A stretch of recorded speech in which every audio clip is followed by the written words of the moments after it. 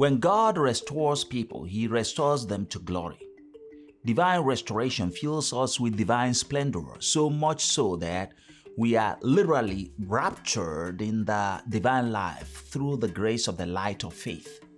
In fact, divine beauty, divine glory draws us to grasp and accept the goodness and truth of God.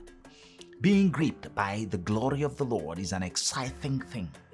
Divine glory is beautiful, more beautiful than anything anyone could imagine.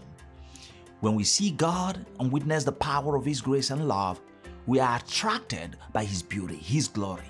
As you get about your daily life today, may God's holy face shine on you, my friend, and be your glory. Amen. God love you and God bless you.